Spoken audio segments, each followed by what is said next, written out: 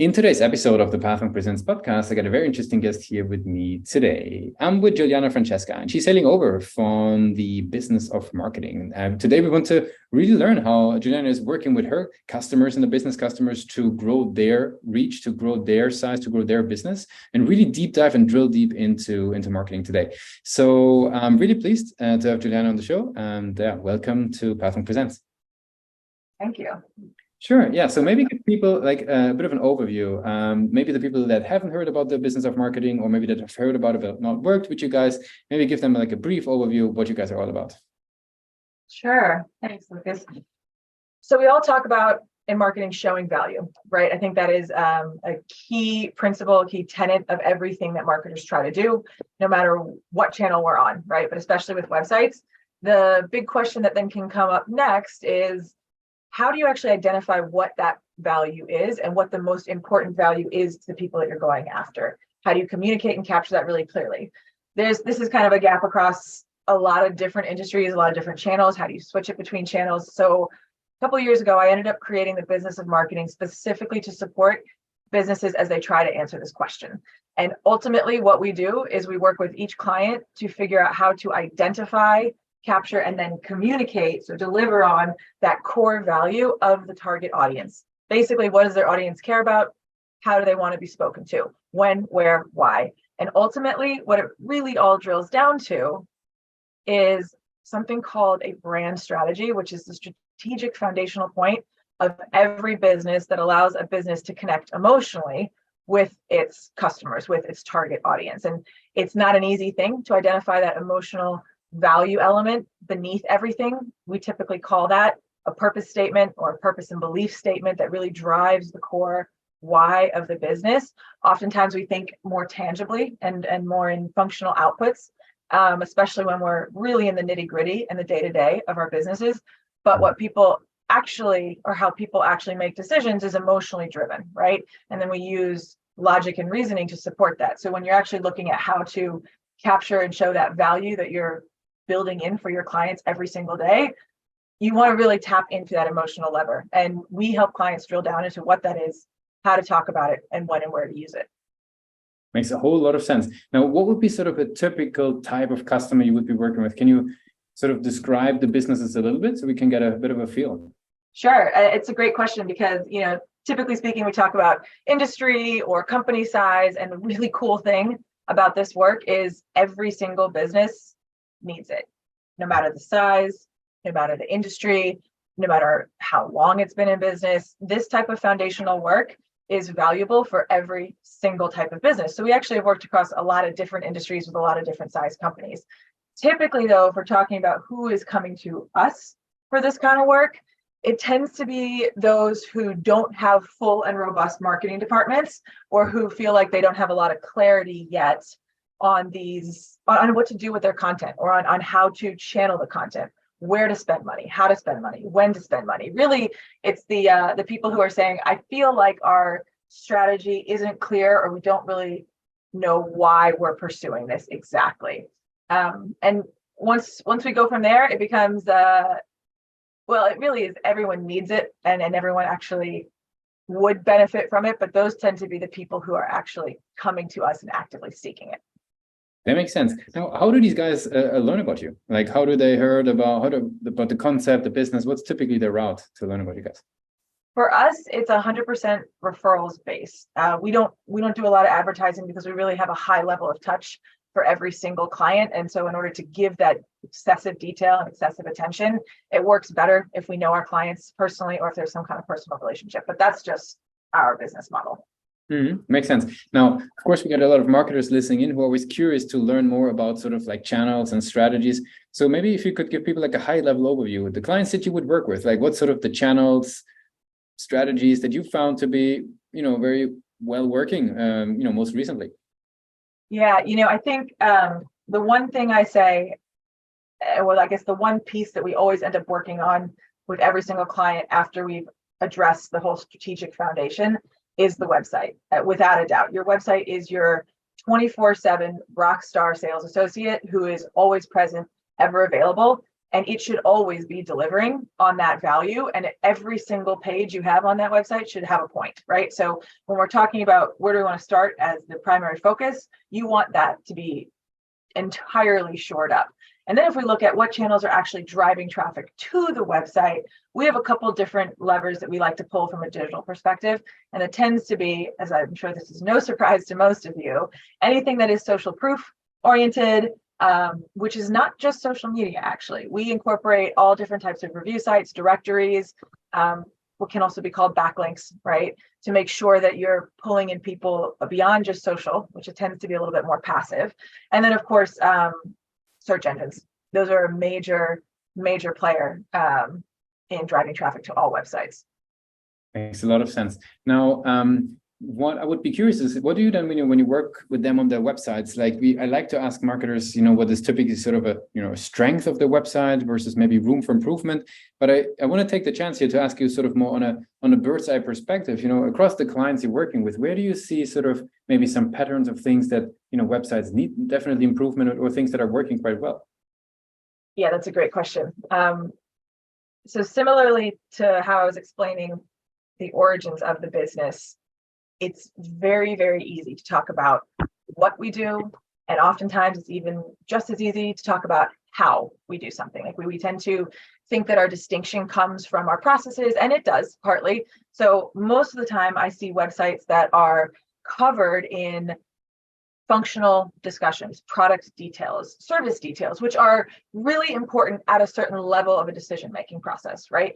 But if you only focus on those, what we call commodity items, then people tend to assess your business as more of a commodity, and not from a negative standpoint, but more from they're going to then assess you against the same functional points, whether it's price or features list, as your competitors. What you really need to do, if you want to get past that, is find that emotional connection point that they care about, bridge that gap with them, and then they'll be interested, sure, in the features, but they're going to always use those features to support the emotional decision that was made. So if you truly want to engender loyalty and this just inexplicable connection with people, you want to make sure that your website, especially in the home pages, are tackling why should people care?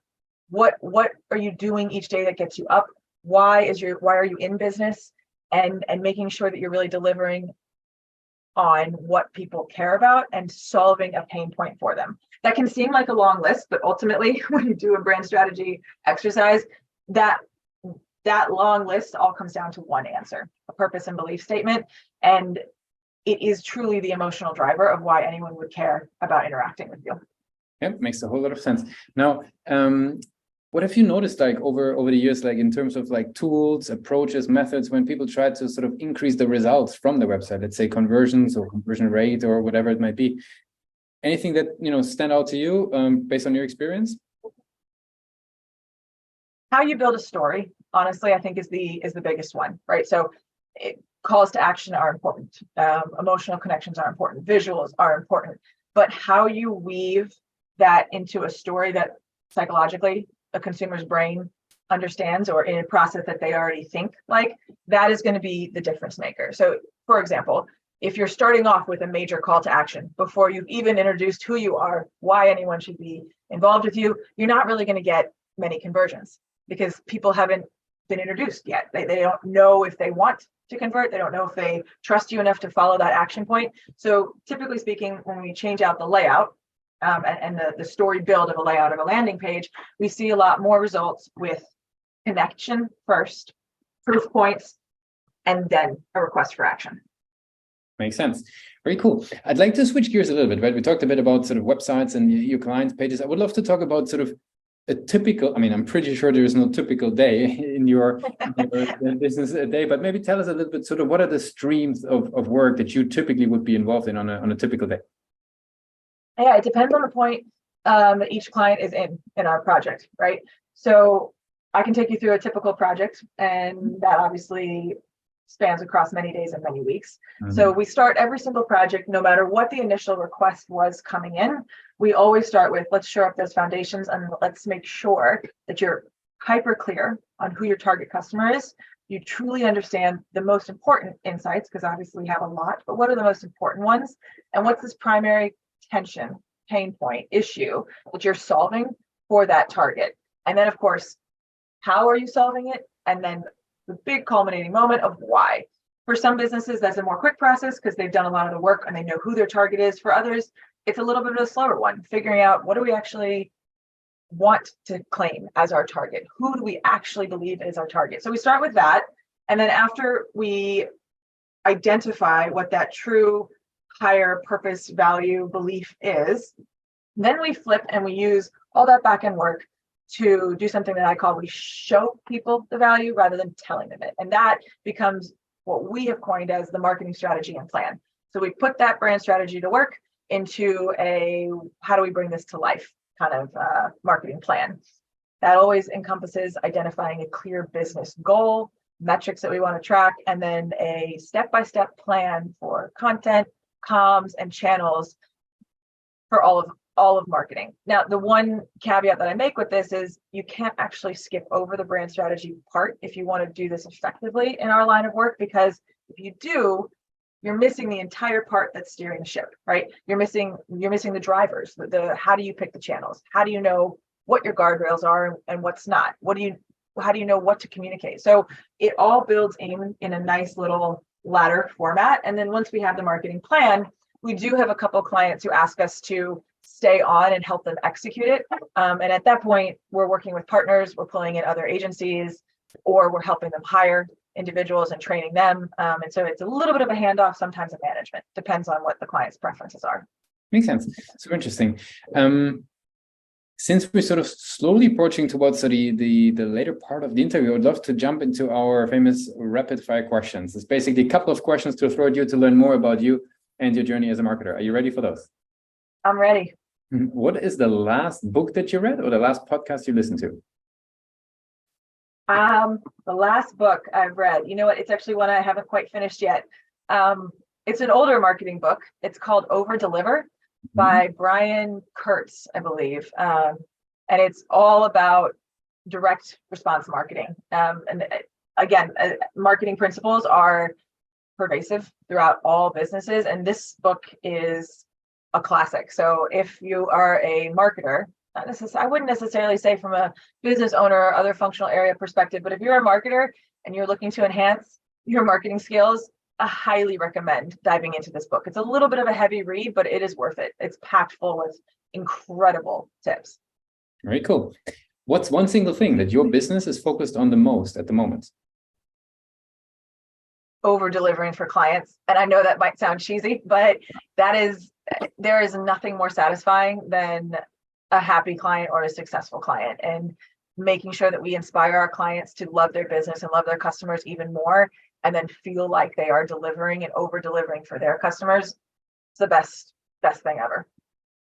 If you would have a magic wand, right, and you could change anything about your role as a marketer, what's the one thing that you would change? Oh my goodness, that's a good question.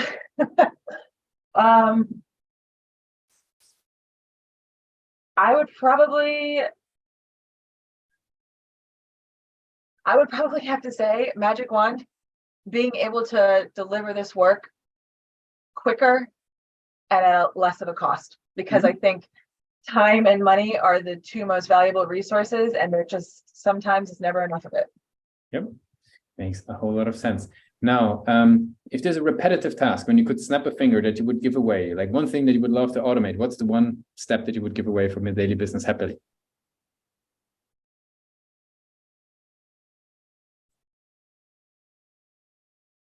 Probably content and optimization of content at the granular level. I know we've got different technologies now that are helping us with that. ChatGPT has been a very interesting add to the market of content writing. But I would say a repetitive task that a human could do at a human level standard, that type of content creation and optimization.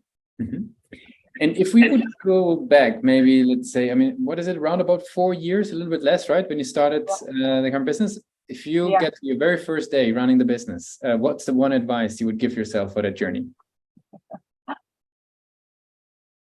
I think it would be your client is the most important part of your business, and literally never forget it. Money is great and wonderful, but your client is always right, always the most valuable part, and focusing on creating value for them at every single turn will always benefit you in the long run. And I think whether or not we each care about that consciously, when you get into the day-to-day repetitive tasks or even just the nitty-gritty of the work, you can sometimes lose sight of it across all businesses, including mine, which is solely focused on clients and helping clients deliver for other customers, right?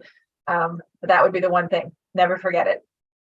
Awesome. Very cool, Jules. I really appreciate you took the time with us today to give us an insight into the world of the business of marketing. I want to give you the very last word. If somebody would be forgetting all that we discussed about the business of marketing, what's the one thing they should remember?